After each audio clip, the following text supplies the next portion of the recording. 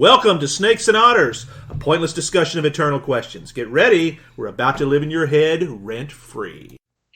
Welcome to Snakes and Otters. This is episode 124. I am Martin. And I'm Robert. And I'm Francis, sitting in the captain's chair for some unknown reason. Not sure how that happened, but... just the normal rotation. My turn in the bucket, as they say. Yeah. It's you have the con. I have the con. Well, that's a good... I'd like to think that's a good thing. I see you very, very Sulu-like when you have the con. Oh, no, it's supposed to be Kirk, man. Come on. I don't know that any of us get to Kirk. Okay, that's probably fair. I can take that. I mean, I'm kind of willing to be a little bit, Data. Oh, okay. Well, if you want to go That's the one I had in my head when you said that. Yeah, or even Really? I'll even be Ensign Rowe. It's okay. Okay. I mean, you're very Rikerish, Robert. Oh, well, that's because I have the facial hair. Very nice. Well, and I did end up with my own minuet. I have my own redhead. Well, there you go.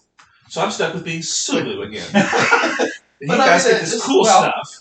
But Sulu's You could be Wesley. Come on. I mean, He's that's a true. swashbuckler. That's Sulu's true. a swashbuckler. Well, that's true. Foul Richelieu. Yeah, but no, we're not going to quote Richelieu this time. No, but we are going to quote some stuff, though. We're going to quote lots of stuff Yes, here. this is We ought to Code do of Honor. Richelieu one of those times. But this is Code of Honor. This is where we pull out of great quotations out of whatever bodily orifice we decide and lay them out for everybody to see. Yes, and it should be a very productive discussion because we're very comfortable here in the Baxter Building. Yes, we are. Yes, We're in Johnny's game room again. Mm-hmm. We've vacated Reed's lab. The experiments are just crowding us in. Yeah, and Yeah. so we went down the hall past the negative zone portal, and now we're hanging out in Johnny's game room, and we're very, much more very comfortable. comfortable. Yes. Very I saw a comfortable. nihilist sitting on the toilet. You got to get him out of there. He's going to ruin Well, the I know place. the fan isn't working in there, so that that's that good. get a lot of Okay. stink out. But yeah, so far, the force field side, we're good. Yeah, Yeah. we don't need any of So that. this No, should no. be very, very productive because That's we're very right. comfortable. So, who's going first? Well, because it ain't you, and we 'Cause it know ain't that. me. That's correct. You want to go first, Mark? Well, you're the captain. Do you want to take it? I can. Just kind of lay this out here. I've struggled at times. You know how I am. I always want to be fresh. I always want to be new. Something we've not done. Yep. Something where it's, even though the subject matter is often, we kind of gravitate towards certain things. That's okay. But I really wanted to get a little bit deeper with justice with this quote. I Mhm. really wanted to. That really follows up your Robert Kennedy, Thomas More yeah. theme from it's- last time. It's something that I really want to try my best. We can spend a whole lot of time on justice, and we can never do it, dare I say, justice. So, All right, I will let you have that. Judges, we need a real... Okay. okay, that's all right. That's a walk. All right. You got on base, but that was You a got walk. him, yeah. That, So much. Wait, here, let me give you a little it background. doesn't hit his batting average, but it will hit his on-base percentage. Okay, I'll take that. What is it called? OPS? That's ops. Yeah, that's on base plus slugging. Okay. OBP is on base percentage. Okay. Well, anyway. Well, that it hits his OPA, because it is on It hits his on base and and his his slugging, OPS. because he is a very capable slugger. He is. Okay. But it was still, it was meh. It was okay. Yeah. It was So there, you anyways. kind of had to use it, but that's okay. But justice has been on my mind of late. Not to quote Jean-Luc Picard, but I just did. It's something that I think really does speak at the heart of so much of what we talk about here. And we kind of get into the nuts and bolts of it very often. We really do. What's it look like? What does real justice mean? We're very scientific in our approach about justice, I think, and I kind of want to turn that on its head a little bit, and because I like it when we turn things on their heads. that's right. Because we're so A characteristic of Snakes and Otters is to be able to see things from multiple perspectives. and that's exactly what I want to go here. I want to talk Pull the about blinders. the art of justice, not the science of justice. And my quotation is very, very different. It's from Cornell West. Oh. Okay. Okay. But it's so brief. But this nails exactly what I kind of want to think we want to explode about that. Never forget, this is a quote, never forget that justice is what love looks like in public. Ooh. That is Ooh. pretty Go. nice. Never forget I like that. That's right. Justice is what love looks like in public. And I'm thinking, that's art, folks. That's not just a system that we've agreed to live with. That is something that, at its heart, if it ain't love, there's no justice. Let's define love here, though. Okay. Because in English we have very few words for love. Other languages can have, up to a dozen or more. Right. Greek is one of the. My telepathic senses tell me where you're going. Greek is the primary. I mean, obviously that's the one you and I would go to. Right. Yes. For instance, the Corinthians reading is used in practically every freaking wedding. Yeah. Love is patient, love is kind, blah blah blah. It's caritas is the word. That's not romantic love. No. And to me, caritas should be at the heart of what that quote is. Right. Because caritas is the kind of love where you want the best for somebody else. Correct. You want the best for them to be the best, to have the best, not stuff. Right. But to be the most human person they could possibly be, as we've talked about so many times on this show. Is that the reach your apotheosis? Yeah. Okay. I like that. Becoming God. $12 word in there. I mean, that's certainly... that has a little hint of idolatry towards that in that phraseology there. But yes, I know what you're saying. It depends on which tradition you're coming from. That's right. Because, from a Catholic's perspective, you are what you eat. Ooh. He swings and he hits, home run, out. And our non-Catholic friends will go, huh? But that's I think I think you put one in the seats. Yeah, that's right. Eucharistic theology, folks. Yes, Eucharistic theology. That's exactly what it's right. Which is also the epitome of... Nobody was on base, but it's in the seats. It's that was so. You got a solo dinger. Solo dinger, that's fine. Run's a run. That's right. Don't count. We're really wearing out the baseball metaphors here. Skip a bit, brother. Let's go back. But talk to me about it. So I like that because caritas, if you want the best for somebody, obviously that is the highest form of love. From a Christian perspective, that should be wanting everybody you know and meet and everywhere to get into heaven, because that should be the highest, best good that you can think of. Right.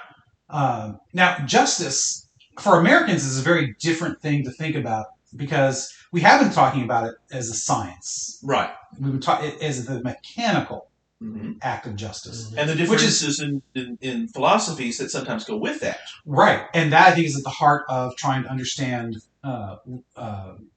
love being the public expression, or justice being the public expression of love. Right. Because we are thou shalt not. Right. That's our laws. Our laws are basically thou shalt not. Whereas we've talked before, Roman law is here's the ideal. Yeah. And this is what you should shoot for. That's the kind of justice that I think is better for the growth and perfection of society. Not that we can ever be perfected, but we never stop trying. But we never stop trying. Don't immunize the extra time. Yes. Excellent. Very good. Yeah, because,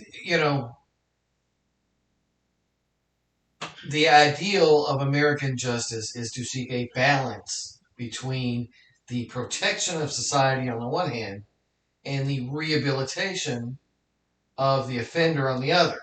Yes. Because it's very important in justice to believe in second chances. Absolutely. It is possible for someone who has committed a horrible act to then be rehabilitated and be productive again. Pay one's debt to society. There are many in this country that would absolutely take umbrage with that. Yeah, that. It is difficult. They see it as punitive. In the fullest sense. Yeah. But you're right. A sense of love for individual persons then demands that justice be balanced with an eye towards there is a possibility of rehabilitation. Well, that's the reason that the statue of justice is both blindfolded and holding scales. There has to be a balance. Isn't there a sword in one hand and in the other hand as well? Seem to recall that. That's correct. Yes. Yeah. So justice is often tempered by not just mercy, but also the iron fist and the velvet glove kind of thing. But I think that justice, there's different kinds of justice. Yeah. And not just art, science.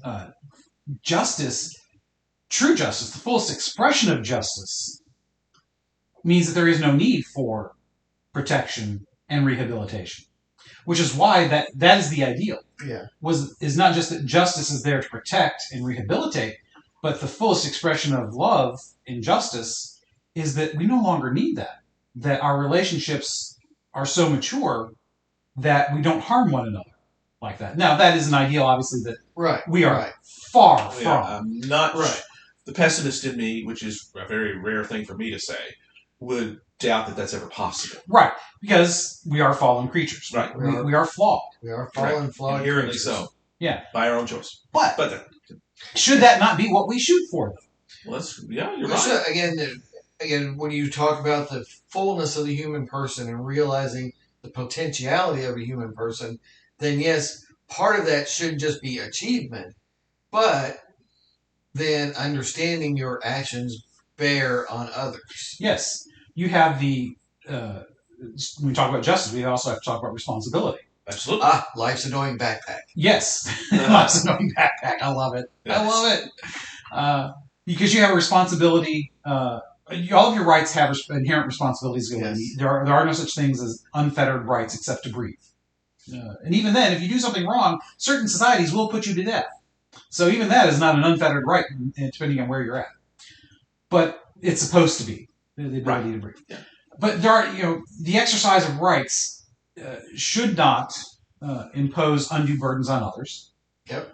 It can, because by right of your very existence, there is going to be burdens Yes. placed on others. A right can't naturally impose then a burden on others. I don't know about naturally. As you start talking about naturally, you start talking about natural law and things like that. It gets kind of iffy. I mean, that gets deep into the philosophy, I think. And and our He's opening the door. Let's that's true. Well, there's no problem with that. That's true. Well, and our inherent obligations to one another. Because if you're in a community, and we all are, there are inherent obligations to one another. Mm-hmm. So you can make the argument that yes, some natural rights do oblige. So where does getting out of the left lane on the highway fit in? That's pretty high up there. To me, that's an absolute moral obligation. Get out of the left lane. Especially if you got your left turn signal on and you're going 40 miles an hour. Because that guy gets on everybody's nerves. Hazard navigation. Hazard navigation. Well, that guy is not being just. Right. So, what is the protection there? I mean, you want to rehabilitate him because you want him to stop doing it. But does it really mean you throw him in jail? You give him you get a cop to pull him over and give him a ticket for dangerous driving. Well, that's there's that balance that you mentioned. Yes. Yeah, Right. Commensurate is a word that comes Learn the lesson. Because applied justice, when we're talking about correctional justice, should always have an eye towards the rehabilitation. Yes. Yeah, And to be true justice. Yeah. As opposed to vindictiveness. And yes, and this is, we've had this discussion in some ways before. Although I don't think we've ever really done it on the show. All three of us at one time were very pro death penalty. Had no problem with the application of it. Mm-hmm.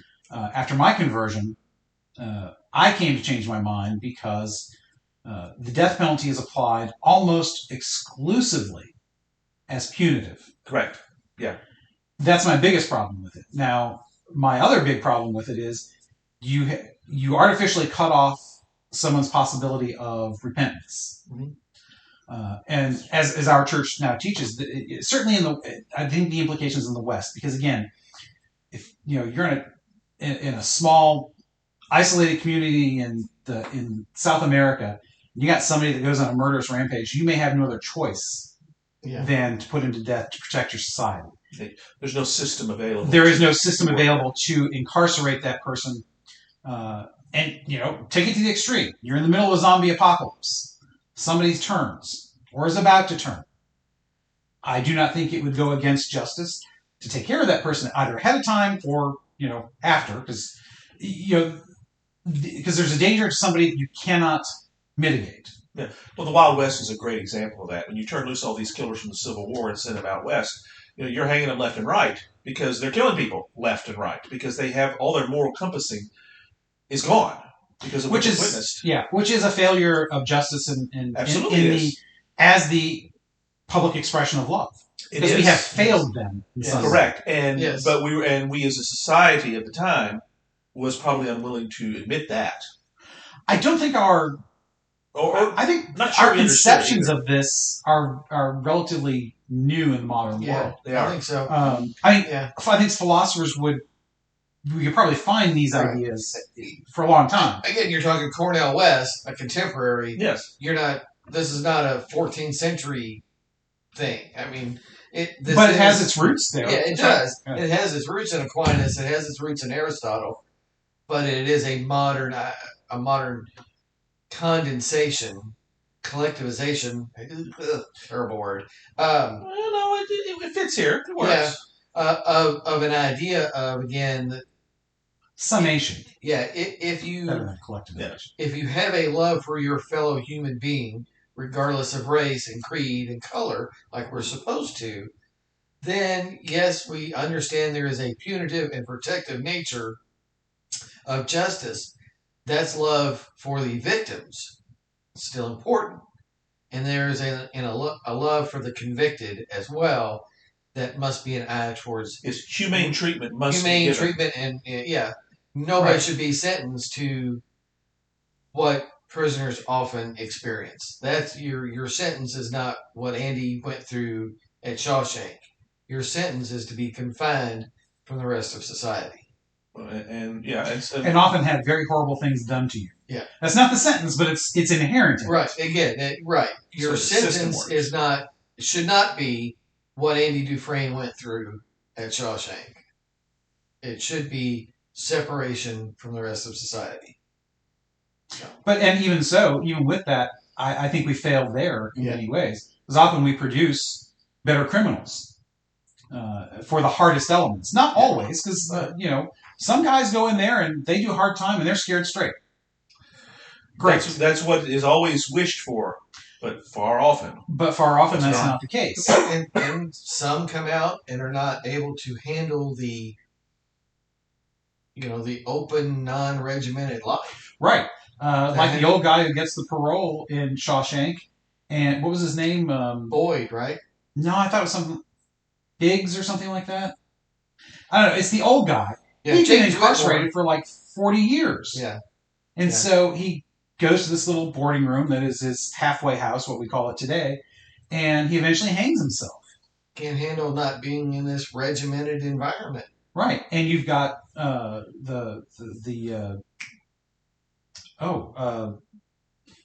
Andy's friend, Morgan Freeman, Red.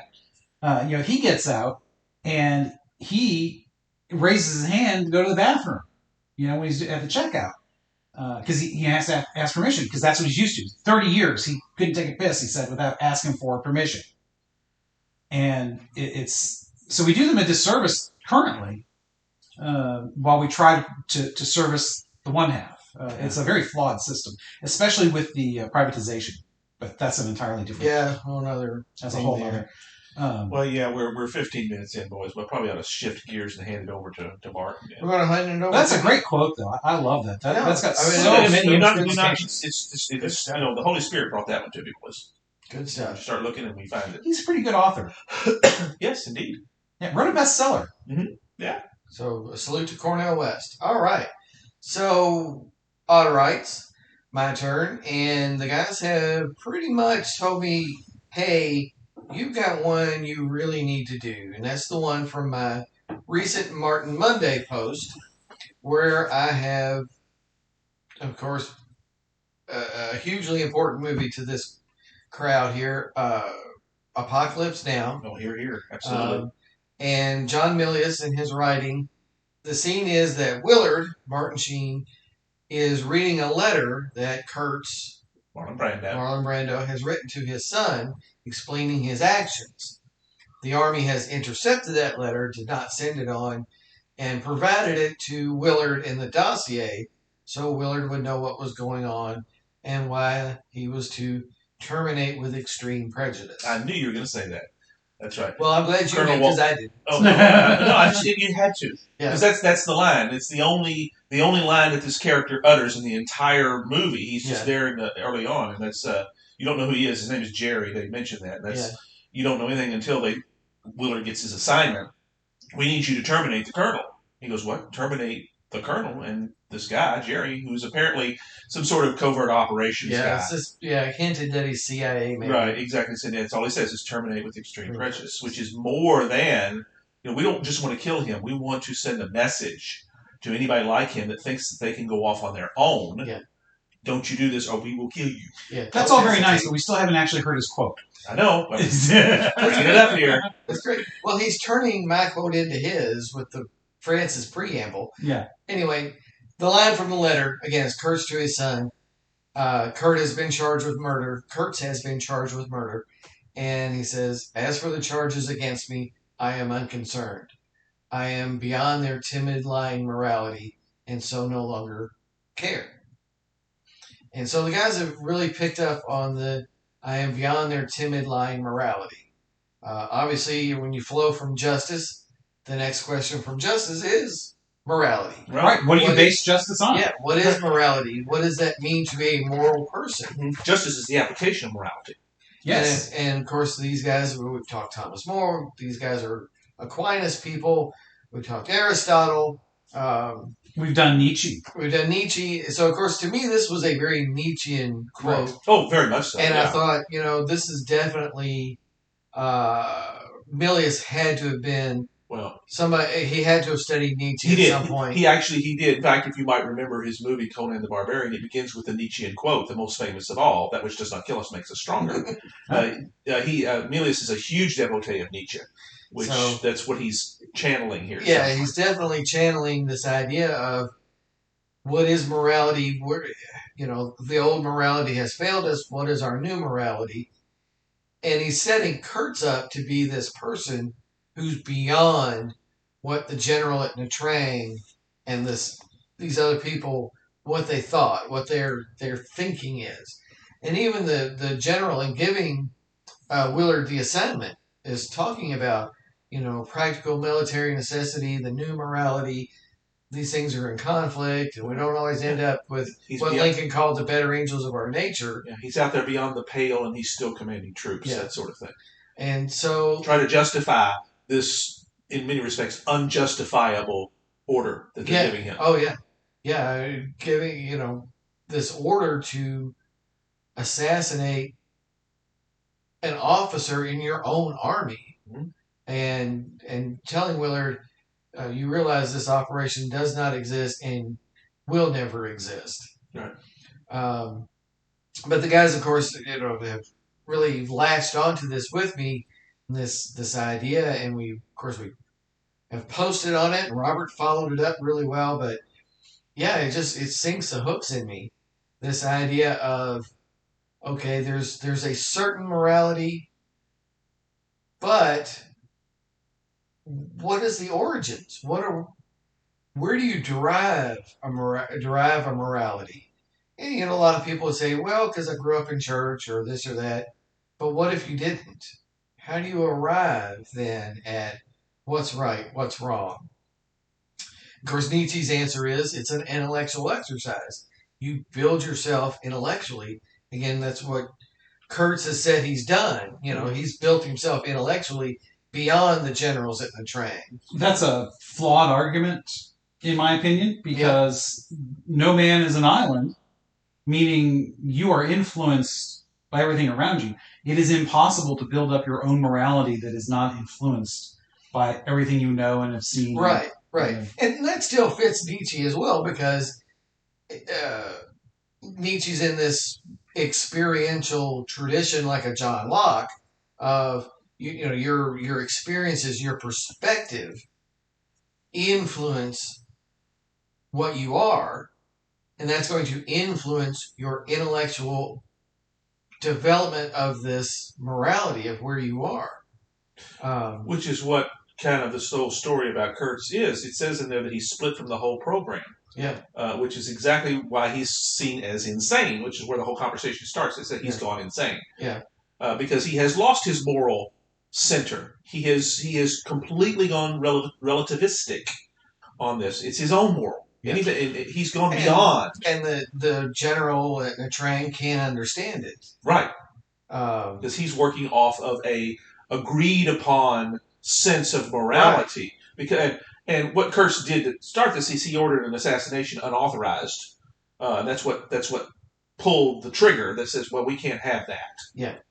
Yeah. And that's where they realized it's more than just saying things. Kurtz proved they were double agents. Right. And but officially back in the train, right. They were not. They were South Vietnamese. There's that beautiful, they were allies. That beautiful ambiguity of the whole thing is that Kurtz did exactly what he said he was going to do for the right reason, because to win the war with no limits, you do that. Yeah. And there's no political sideways or any sort of stuff going on. And hence the dichotomy of, well, which course then is moral? Right. The conventional that the general at Trang is in? Yeah. Or is Kurtz's path the more moral one because he saved lives? That's right. He ends the war quicker. Yeah. In his mind. Because Willard ends up saying, well, I guess he must have hit the right 4 people. Right. Because enemy activity in his sector dropped off to nothing, and he was no longer taking casualties. Right. He saved the lives of his men. But it was such an extreme action that then it appeared not just immoral, but then insane.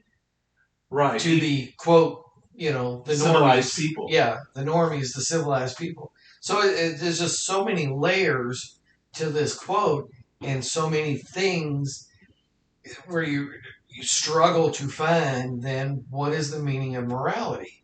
And timid and lying. Lying's probably a little strong, but timid is a timid morality of we're not going to go beyond the and that's canons of this particular the money shot behavior. with that quote for Kurtz is because he recognized, and you find this out, of course, in the movie, that he recognizes there can be no compromise. Absolute warfare means the absolute destruction of the enemy at all times, and you have to lay aside conventional morality because the enemy has already done that. They've already done it. Again, that very famous line. They went in behind us and hacked off all the inoculated arms. Right, which is kind of like the part where Kurtz himself goes insane. Is the break. Yeah. And to a psychiatrist, that would be the break point of the psychotic break. But is it really? Well, and irony, Kurtz recognizes it as the break point. Yeah. And all of a sudden he says, it hit me like a diamond bullet. And all of a sudden I knew the genius of that. Yeah. Because that's how you win the war. Which, of course, is the entire premise of the movie, is that everything's insane. Yeah. Like they said, all the children are insane from the doors to the beginning. Yeah. That's what it's about. The whole idea is insane. Yeah, accusing a man of murder is like handing out speeding tickets at the Indy 500. Yeah, the whole movie is plethora, pockmarked with all that. Yeah. So I've been sitting here silent for most of this because this is fantastic. Sorry, but I love the movie so much. No. But it was working. It was flowing. I didn't want to interrupt. But what I do want to say is this. I want to go back to the point of my follow-up post. Yes. Because the point of my follow-up post is, whose morality are we talking about? Mm-hmm. Yep. And that's part of the problem. Because in the discussion you guys had, it was absolutely inherent and implicit that there were competing moralities, and it was implicit, but not, or inherent, but not necessarily a given that the various moralities were of relatively equal value. Right. And that's a problem to me. Yep. Because when you start asking whose morality, then you start getting into specifics. Because, as I put in my post, I don't think there is such a thing as multiple moralities. I think there is a universal. Right. And that was the question. How can there be? That's right. Which in both cases, the general's morality and Kurtz's morality, they are in opposition to each other, but neither is real. Right. Because they both stem from they are both immoral. Exactly. They are both immoral. They're judged differently. And I get, in the heat of battle, often your instinct for self-preservation throws all your morals out the window. Right. I get that. That's not where I'm going with this. I'm not saying that he wasn't justified in any way, or it's not understandable that he did. In both cases, they are extremely premeditated. Yeah, they've thought through everything exactly and come to opposite conclusions. So when we start talking about being beyond their lying, timid morality, anything that is not the true morality, and I know a lot of people listening to this, even guys that are women that are all aboard with full on being auto rights, they're going to balk at this because we have been taught for several decades now that you can't legislate morality. And I didn't use this in my post. I thought about it after. I was like, oh, why didn't I use that? because legislating morality is exactly what laws do. That's the function. What else is there? That's exactly what they are. That's Right. all that they are. That's all that they Yeah, are. So that Every law we're talking is about an an expression. oxymoron. Yeah, every law is an expression of some morality. Exactly. Whether it's a budget law or healthcare law or anything, it's an expression of some type of ethic. Yeah, at the very least, it's an ethic. If not, it's somebody's idea of what is moral. Of what a moral society should look like. The intention of the quote should be about the law does not guarantee moral behavior on people. Well, yeah. I mean, I don't know if that should be the intention of that particular quote, but to me, I think for him, it recognizes that he defines his own morality, or that he has come up with a new one that supersedes it, is the way it seems to me. Yeah. But for me, the quote means, I am beyond your lying, timid lack of morality. Because if everything is relative, if we can't legislate morality, it is no morality. It's a free-for-all. Mm-hmm. And when we look at society, we got more laws than we've ever had. Yeah. But our human interactions aren't a free-for-all anymore. Yeah. Well, I think the quote itself is Kurtz's way, Milius giving voice to Kurtz, of saying, you're calling this morality, but it ain't. It's lying and timid. Right. There's an irony. For all, because that's another part of what Willard says is, well, no wonder Kurtz put such a weed up command's ass. The whole war's being run by 4-star clowns. We're going to give the whole circus away. Again, they're making moral decisions that then are a total disaster in the conduct of a moral war. Right, which is in complete, absolute antithesis to the goal, the only goal of war, which is to win. To win. Which is something that Kurtz has figured out. Yeah. So, this lying, timid morale, I love that phrase. It's such a wonderful phrase to me because... And incredibly Nietzschean, yes. Yeah. Yeah.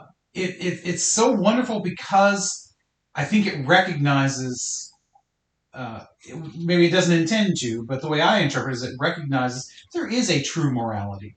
Mm-hmm. And anything that is not is lying and timid by its very nature. It's lying because it's not the true one, so it's false. Right. That's a form of lying. Whether it's intentional or not, it's a form of a lie.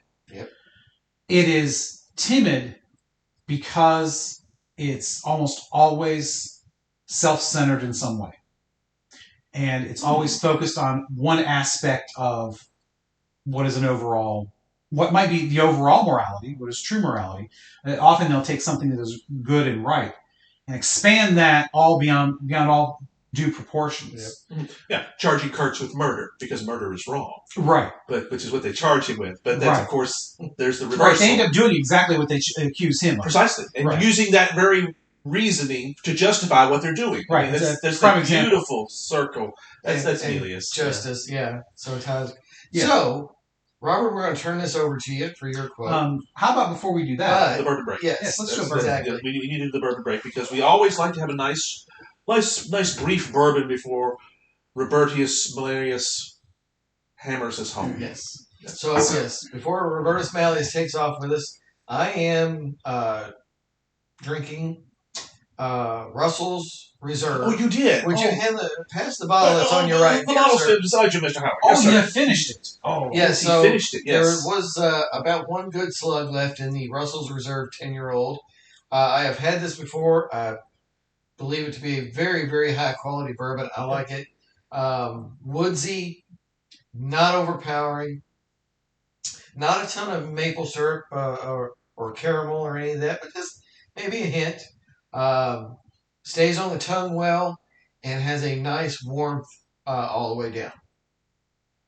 So the Russell Reserve 10-year-old. We'll have to buy that one again because I know I had a little of it, not very much at all. I'm not sure what. There's a bit of a sip in there. There's a sip left. You're absolutely right. Well, I'll have to make sure we don't have another glass. Well, I'll have to finish what I have then. And next episode or so, I'll finish that up. We can probably make Francis, that work. you go ahead. What did you have? I went back to Basil Hayden. You know, we cracked that bottle last episode, and it stands there commanding me to, there's a reason it's my favorite, and it's not just the genealogical connection. It is so smooth. Yes, and there's a reason it's one of the best. Yeah, well aged. It's got power, and yet it's got light touch. The way you described Russell's is actually one of the ways I would describe the Basil Hayden. The way it sits in the mouth and that warmth, that burn, for lack of it. It's not a burn because it's mild. Oh, it's very mild. It's just a warmth. Very much so. Yes. There's it goes no down your harshness gullet. there. Yeah. Yeah. That's one of the smoothest bourbons that you'll find, in my opinion. And that's what you're And drinking. that's what I'm drinking as well. It's one of my favorites. Yes. Yes, sir. But the first bourbon I ever had. Yeah. Yeah. So, I mean, starting out with that, that's Well, pretty you good. never forget your first love, right? That's right. That's right. Why not? Yeah. Then again, you might. Some first loves are worth forgetting. Perhaps. Depends No, on- none of depends- us are in that. Depends on how crazy that first one is. Yeah. So, Go ahead, Robert. so we've talked about justice and we've talked about morality. Guys, could you just put it on a T for me or what? Yes. I mean, this is my, get the driver out. this is just my wheelhouse. I love this kind of discussion. And the quote that I came up with out of my list, it's not one that I had marked as a major potential one, but I think I can make this one work in here very well. So it's by somebody named Mark Cain. I have no idea who that is. I got this from a list of quotes on the internet, so it must be true. Somebody named Mark Cain must have said it. That's right. Well, Abraham Lincoln tells us this. Yes. That's right. If it's on the internet, it must be true. The first step toward success is taken when you refuse to be a captive of the environment in which you first find yourself. Ooh. Okay. Bears repeating. The first step toward success is taken when you refuse to be a captive of the environment in which you first find yourself. Now, I like this because, to me, it's a very motivating kind of quote. It's active. Yeah. But I think if you take that word success, you can substitute that for justice, morality, any good that you are aiming for. Yeah. So the success, success in what? Think beyond material success. Yes. Of course. You must think beyond material success because there's far more to the world than that. And so I love this, refuse to be a captive of the environment in which you first find yourself. I love that for so many reasons because it is so true for so many people. When you talk about the material success aspect of it, so many people are captive of their environment, whether it's their mental environment, their physical environment, their family life. All of these kinds of things go into shaping us, and quite often, and I think this implies a dramatic success. Mm-hmm. Just getting a job at the local and there's anything wrong with a local factory. Just getting your basic job at a local factory or getting an office job somewhere, something that everybody does everywhere, every day, is not necessarily what this is talking about. Because when you refuse to be a captive of that environment, to me that implies that you are seeking to better yourself or better society. Because I think it goes as big as that. And you're willing to go beyond their lying, timid morality in one sense. So the big sin would be stagnation. Can be, yeah. Is that, yeah. is that what this is? You think this is what I think so because stagnation, you're either you're living or you're dying. Well, that's right. You're growing or you're growing or you're dying. Get busy living or get busy dying. Exactly. It ain't. Yeah. Well, I mean, Augustus McCrae it ain't dying. I'm talking about. It's living. Right. It's the same thing. So if you're growing, every organism grows until it dies. Mm-hmm. I mean, some of us we grow wider, but obviously we don't keep getting taller and taller and taller. We get fatter and fatter and fatter. But the point is that you're getting more fully yourself. Is the way I take that. I love that idea. Constant change. Yeah, constant should be. It's Japanese principle: constant, never-ending improvement. Improvement. Yes, that's the better way of putting it. That's the best way to put it. Mm-hmm. I believe they call it Kanai. Or no, that's the acronym. Kaizen. Is it Kaizen they call it? Kaizen. That might be right. I think it's Kaizen. The acronym is Kanai, constant, never-ending improvement. And, you have to step out of your comfort zone. Yeah. And that's often the environment you're captive of. When you're in that comfort zone, and that comfort zone can be anything. It can be that false morality that we have subscribed to, sometimes knowingly. Yeah. Sometimes we think because it's comfortable, because it serves us. Yeah. Yes, that's right. We adopt. As a matter of fact, if you adopt a lying, timid morality, it's always because it serves you. Either it serves you directly, or it serves you by keeping you alive for not rejecting it. Yeah. Because sometimes rejecting that lying, timid morality gets you killed. Or at least gets the order to be as killed. an outcast. Yeah, or you're outcast. Yeah, which in early societies is the same as a death sentence. Right. Right. I mean, think of the classic westerns. Somebody get a rope. And then there's that one guy that says, "Nope, we're not doing that. We're stand trial first. We're going to stand trial. We're going to do this the right way." And then we'll hang him.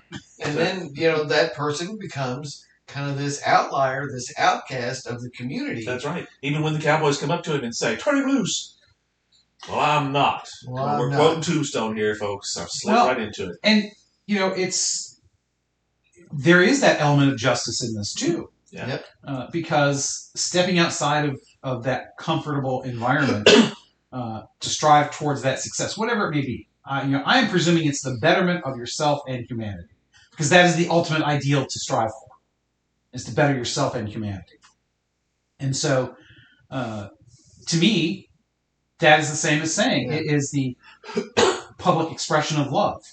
Because you do it out of love, wanting the best for everyone else. Yeah. Caritas. Yep. So it is also justice. Which these things are always outwardly focused. Yes. Inwardly focused is always wrong. Depending.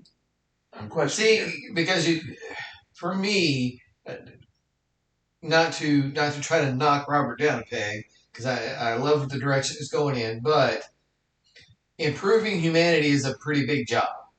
Yeah. That might be beyond a regular guy from Fern Creek. But if I can make myself better, even a little bit at a time, and I can make moral decisions, and I can become a more intellectually fulfilled and vibrant person, then hopefully I am influencing society in a positive way. Right. That's part and parcel of what I'm talking about. It doesn't necessarily have to be a grandiose I don't have to be Mother Teresa. Yeah. Right. No. You can be inwardly focused, but you cannot be exclusively inwardly focused. I think that's where absolutely, because you have to be able to accept, to go a little theological here, you have to be able to accept the grace. Yes. To be able to live out that baptismal call to love your fellow man. Mm-hmm. Now, you can love your fellow man without that baptismal call, obviously. Of course. But, there's still, from a theological perspective, there's still that element of grace that has to be accepted to be able to do good because of our fallen nature. Right. Left to our own devices, we will be fighting each other for scraps of meat. Right. Lord of the Flies. Exactly. Yeah, I forget who said it, but I still think it's true. Women are the closest to divine in humanity because they are, not just because they're fun to look at. They're the civilizing influence. They're the civilizing That's influence. That's right. They're the civilizing influence. Their nurturing nature makes it much more difficult for them to be injurious of others. Exactly. Whoa, man, that's some heavy lifting stuff right there. So, and that points back to a universal morality. Mm-hmm. So, I think there are things that are always true no matter what. Murder is wrong, and by murder I mean not just killing. Right. Murder for no reason, for selfish gain, whatever you're talking about. Murder, the word itself carries with it the implication of you're wronging somebody. It's always wrong. Throw the death penalty argument out of that's a separate argument because two of us already stipulate that's a non-starter in society today for us. For those that it's not, I understand the position because I held it. But that just muddies the philosophical waters here. I want to stick at a little bit higher level. But that universal, we don't steal from one another. Cultures do not grow up without certain laws, including you can't kill anybody, you can't steal from anybody. We really don't even like you to covet somebody's neighbor, the neighbor's wife. Because that's the root of it anyway, is coveting. Yes. First principles, Marcus Aurelius. Exactly. Man, we brought in Marcus Aurelius. Man, you Love are it. good, man. Love it. You on fire. Well, I'm stealing from Hannibal Lecter, which might not be an That's close enough. It sounds good enough. Yeah. Read, Marcus Aurelius for what do we do? We first begin to covet. Right. We want something that is not ours. That's the root of these sins. We focus inward. You want to talk about the root of sin? What is the root of sin? Pride. Mm-hmm. I deserve it. Mm-hmm. Yeah. It's always focused on the self. Focus on the self. Who are you to have a $35,000 seat at the Met Gala? I'm just as good as you. I could have one as well. Exactly. and you're willing to, and of course here's where it goes off the rails and some people are willing to kill somebody else for that stuff. Oh yeah, out of revenge because they have something they do not. Yeah, that's where the law has to be the arbiter of this is acceptable and this is not. Right, to bring good law. Because as we saw in our last episode, that coveting what the Jews had by Hitler and his cronies led to the Holocaust. That's right. So law must and they supposed to serve both justice and morality. Protect and serve. That's what they put on the police cars. Got it. That's right. That's what it's supposed to do. There is universal morality. All cultures have common rules that they try to live by. Mm-hmm. And, I don't know now, the ones that allow murder, like honor killings and what have you. Honestly, I believe that's a perversion. It is. Yeah. It is. It's not an outlier because, such a huge quantity of people subscribe to that. Well, therein lies the problem is sometimes the democratic way of doing it, just because we all agree on something, does not make it right. Right. And that's where that sort of thing, there's that perversion yes. where it comes well, it's that the entire country going insane. That's exactly it. That's right. Same thing. Yes. Majority rule, minority rights. That's the thing that if a well-functioning democracy is the wolves deciding what's for dinner, but the sheep having a veto. Yes. Yes, that's the democracy turning into the republic. Yeah. Yeah. And so, justice, morality, and stepping outside that environment that you're captive of, it really does go together. Because all of these outside forces that make us captive, they're almost always going to be some form of injustice and a false morality. And that's why we have to step out of that environment that we're being held captive in, because those conditions exist. They're preventing us from doing good and being better than we are. It's okay to stand athwart history yelling stop. Yes. Yeah. More people should try it. Yeah. That's right. And I get sometimes people are afraid for all the right reasons. Nevertheless, we must. Be brave and take heart. That's right. Man, we nailed it. Well done. That was a tremendous episode, and I didn't even get to tell another story about Dr. Speliotis and Bellarmine University and Alumni Weekend. That's all right. We'll save it for the next episode. We did it really well. So I guess that takes us to Francis. What is next, bud? What is the next episode? What's Heroes next time? And we've talked about his work many, many times. He's one of my favorite authors, and I know that Martin really likes him. Robert, I don't know that actually. I don't know that you've ever read, so you can kind of be the voice of those who do not know. Yeah. As to what is so great about this. Bernard Cornwell. My Lord, the man has written hundreds of books, and he will tell a little bit about his story of how he came to be there. He has written the Sharp series. That actually, as we record this, is getting ready to have another book. Finally, he's returned back to it after about a decade. He's done the Saxon series, the Last Kingdom series. Both of these have been adapted onto television, so you've seen that. Plus, he's written many, many other books. This guy is an amazing fellow. He's just somebody that I would love to sit, and he does drink bourbon, by the way. Yes, he's a big bourbon connoisseur. Authors should drink bourbon. That's right, and have an occasional cigar. You can see his videos on interviews and things like that on Facebook, on YouTube, places like that. But that's who we're going to talk about. That's who we're going to talk about next time. He's wonderful.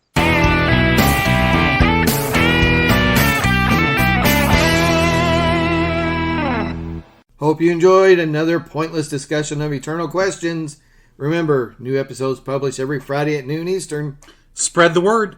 We're on all the major podcast platforms, and leave us a comment or review because that helps others find us. We're on Instagram, Twitter, as well as our website, snakesandotters.com. I'm Martin. And I'm Robert. And I'm Francis. Join us next week, same snake time, same otter channel.